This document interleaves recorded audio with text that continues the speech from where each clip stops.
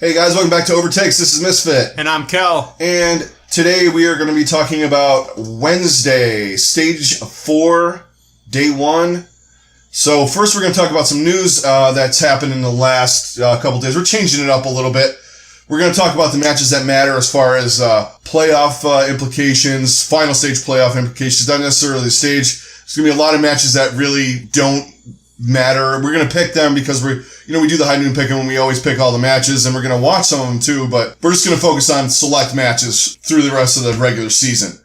But first we're going to touch on a couple things. We're going to start with the league finally yesterday decided to tell us what the patch was they were running and the reasons behind it. Yeah, we finally got an official statement on Twitter from Nate Nanzer stating the patch that they're playing on and the reason why. And I felt everything was adequate and totally reasonable. Yeah, they me basically too. Stated that 1.23 has an issue where if they disconnect or if there's a pause on an escort map, they can't get everything back.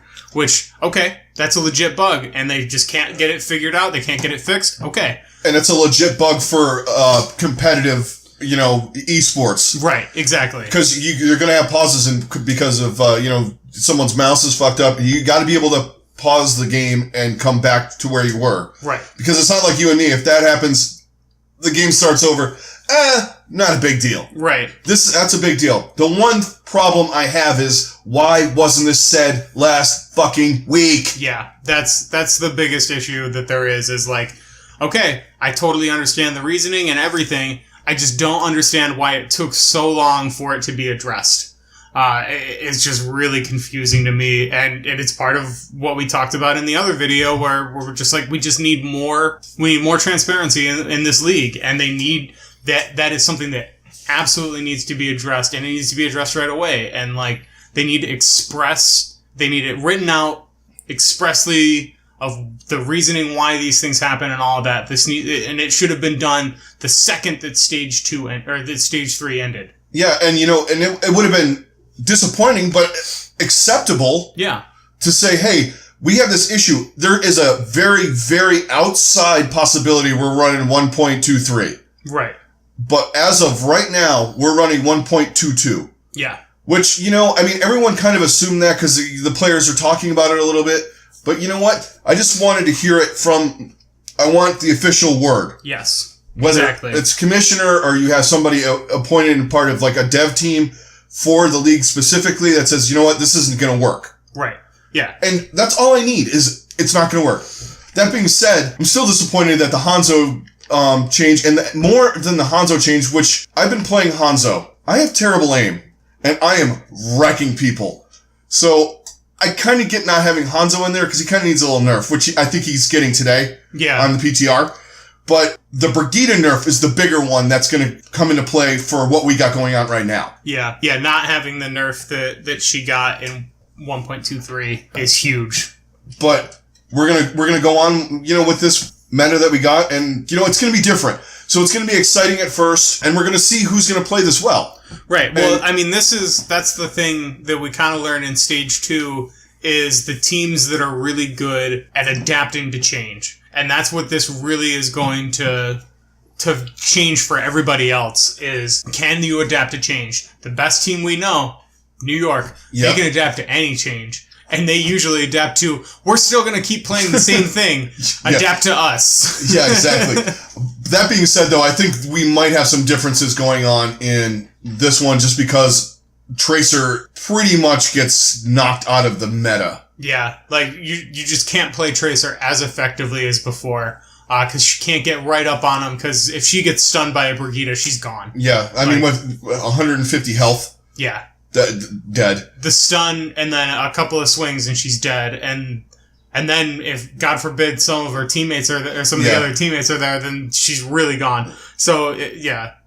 So that's really going to affect a team like New York because of Sabiobi, who has, we've seen a pretty limited hero pool from him because he predominantly plays Tracer. Yeah. We've seen him play a little bit of Widowmaker. We've seen him play a little bit of McCree occasionally. A little bit of Roadhog as well. Yeah. But, not enough that it's like, oh, can he really perform at that high of level on those characters? Right. So it's possible this might actually be the stage where we see a lot more Pine and Libero. Yeah, you might. And because that's the thing is like when they have a player like Libero who's so good at so many different characters, he'll be fine. Right.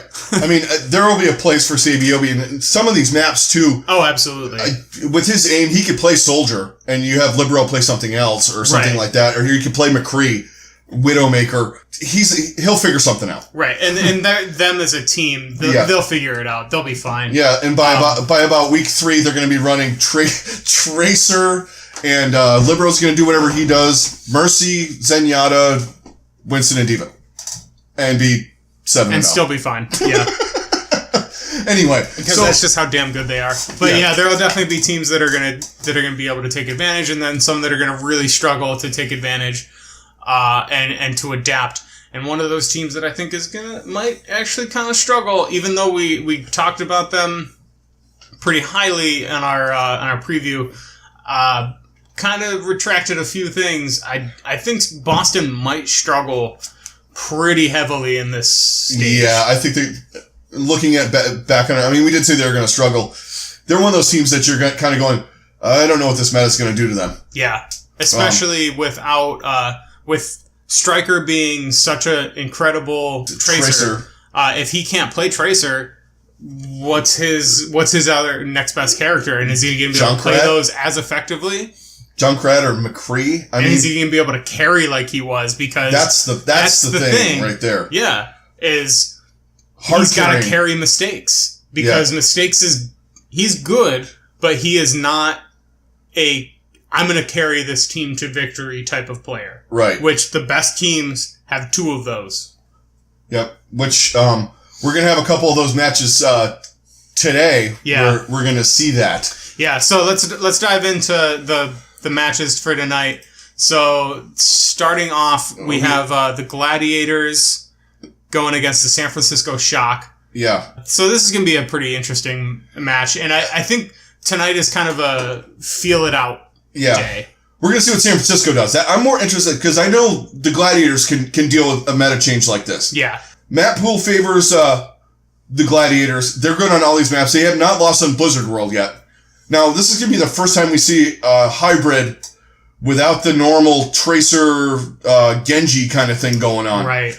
That's awesome that it's leading off with this. With San Francisco too. So you're going to actually get to see what San Francisco does with, their 19 Tracer players. Right. And what they're going to adapt to. We might see like Sinatra playing some Zarya. Yeah. Depending on how it all shakes out. I definitely think we'll see Sinatra play Zarya at some point, whether it's on Blizzard World.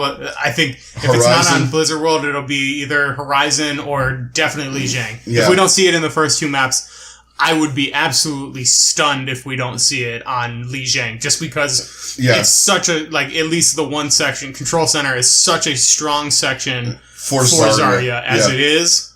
I mean, they were playing her when, that was literally the only time anybody would play Zarya in the first stage. So, I mean, we're pretty much guaranteed to see her at that point. And we're going to see what Super's tank hero pool looks like, too. Yeah. So if he can Rhine, or if he's just kind of a Winston one-trick. Right. And same thing with Nevix. Nevix, yeah. Yeah. Yeah, and that's the other thing. Well, we're going to see what they got. That's kind of why I think we might see a lineup of Sinatra. You might see Dante. Might see some. Oh yeah, we'll definitely see some Dante. But they could play all 3 of their people. Yeah, Baby Bay too, because Baby Bay's got a good projectile. Farah. Yeah. And Widowmaker. Yeah, it's going to be now the Gladiators. I think this is setting up good for them. It really is. Fisher's great on everything. Any main tank, Fisher will be just fine. Now, the Void is actually eligible to play right now. So he's at flex tank, and we got Bishu, but Void is better at the other. I did some research. He's better at, your Zaryas and your Roadhogs and your other off tanks than Bishu is. So you might get to see him in there. So yeah, we could definitely see some different lineups from the Gladiators, but at the same time, I think because they just have such strong team cohesion as it is, I think it'll be seamless It'll be a seamless transition for them. I'm taking the Gladiators. Yeah, I am too. I do think that this goes to 5, but again, with this going to 5, Nepal. The Gladiators are really, really good on Nepal, so I think it really heavily favors them. Yeah, I do too. I'm going to go with them. I want to see what San Francisco does, though. I'm almost more interested in that and whether they win or lose this game. Yeah. To see what these guys do outside of the dive kind of meta. Yeah, for sure. Let's hit the last match of the day first, and then we'll talk a little bit more about the middle match, which is going to be the big match of the day, which is the Seoul Dynasty and the LA Valiant. That's got a lot of juice to it. We'll get to that one in a minute. So, all right, is this the week? Yes. Is this the week that we see the Dragons win a game? This is it. The losing streak comes to an end tonight, and then it will continue on whatever next day they play. Yeah. Well, we get to see Gagori play Zarya. And that is the exciting thing of this. That is the most exciting thing, and just Dallas is just such a discombobulated mess that I think that they will lose every single game this stage. Yep. They're gonna lose tonight, and it's just gonna be ugly. And they're basically Shanghai, I feel like is gonna come out and they're gonna look really good tonight. Yeah, I think it'll probably go. I'd say it goes 5. It might go just 5. Because of the skill level of the other players other than Gagori, but she might be able to hard carry them to a 3-1. Because at this point, I don't think Dallas gives a fuck. To me, they're like a quick play team. I don't think any of them really are fans of each other. Yeah. And they're all kind of like, I don't know, it's a mess. It really is. So hearing Kai talk a little bit about what was going on there, shed a little insight on the things. And I'll throw a link up to the video. He was on Thorin and Monte Cristo's Oversight show. Yeah. And he said things without saying things. Let's just put it that way. Right, exactly. He still just needed to go because they needed to clean house. But anyway, I was thinking about being a dick and taking Dallas, but you know what? I'm gonna take Shanghai. Fuck it. You know what? I want to watch Gagori play. And by the way, she has the best dad jokes on Twitter right now out of anybody. I don't know. She's learning English, but she's learning English and telling stupid jokes that are awesome. It's amazing. You gotta follow her. It's absolutely hilarious. All right, so we got that out of the way. Dallas done for the year. Everybody's gonna be rooting for Shanghai. It's not gonna be the last time because we don't have Effect 316 when everybody picks Shanghai this time. Right. Which is unfortunate. Come back, Effect. We want you back. Right. Anyway, to the match of the day. Now, this is where the juice starts. Yeah. You got Seoul, who we both think are going to bounce back. Yeah, I really think that this is... If Seoul is going to get it together, it's going to be right now. It's going to be this stage. And this is when they absolutely need to make this happen because they're hungry because they have not made a single stage playoff yet. But they're still well in reach of making a regular playoff. So they desperately need that playoff experience before playing in the actual playoffs. Yeah. So, and then they're also playing against an LA team that I think is going to be a little shaky in this stage, just because, I mean, we said this last time, but I feel like it's a little more valid this point, just because both of their DPS rely so heavily on Tracer. Yeah. The Valiant, honestly, in this, they need to prove themselves that they can play with the big boys. Yes. And that's the other thing, is they still struggle to show up when the matches really truly matter. Yeah, and they're one of those teams where you turn the screws to them, and they don't perform as good as they do. Middle of stage, they're playing whoever they're playing. Not I would say Dallas, but basically a diamond team could beat Dallas right now. Right. Anyway. But with a guy like Zunba being able to play Zarya, who's been regarded as one of the best Zaryas in all the world, and then you got Jaehong switching to main tank, which he seems to want to be. Well, we'll see what happens. We'll see. Because, they might still... Because Miro's really good on Reinhardt. Yeah, that's the other thing. And... See, this is where Seoul, when Seoul was in Apex before the dive started, these guys were, kings of that triple tank stuff too. Yeah. Don't forget about that kind of thing, because that's going to happen. I mean, you could have Jaehong on Brigitte. Yeah. But, I mean, if you also go with... So, the way that the meta's shaking out, there's most likely going to always be a Widowmaker. And, hey, guess who they have? Fleta. Yeah. Who's, like, one of the best Widowmakers in the world. And when he gets to play her full-time, oh, boy. Yeah, and you might not see Munchkin as much. You might see more Wakid. Yeah. Because Wakid has a better hero pool right now. Yes. I know everybody likes Munchkin, but you know what? Everybody likes Munchkin. That sounds like a 50s sitcom. It really does. Bad cartoon from the 70s. Anyway. Yeah. Some terrible Hanna-Barbera. Yeah. Everybody loves Munchkin. Anyway, what I'm getting at is Wakid has got a really good Junkrat. He can play, McCree. He can play some of the other head scans. He can play a little bit of Pharah. So if you really want Fleta, who's ungodly on Widowmaker, to play Widow, you got that, and you have, because you're going to need Junkrat if they start doing the slowdown with the shields and all that stuff. Right. And if Brigitte comes in, he's the only person that can, because you can have McCree, but he has to get too close sometimes. Yeah. And you get within range of the stuns and all that, and he doesn't do enough damage to shields and to the armor and all that crap. Right. You're going to need a Junkrat, and it's probably going to be Wakid and Fleta.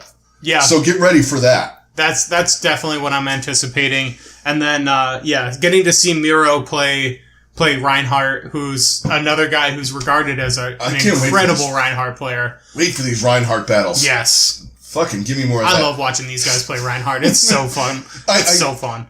I laugh, though, because, you play in ladder, and nobody does the bouncing. These guys are bouncing around with the shields and shit, and then, then they start swinging. Like, I'm watching Fraggy, I'm like, he's bouncing, swinging, and killing people all this, and then, there's an Earth Shatter. Right.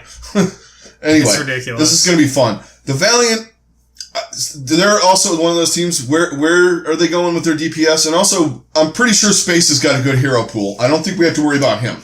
Yeah, but it is a question mark. Yeah. It's because we've only seen him play D.Va.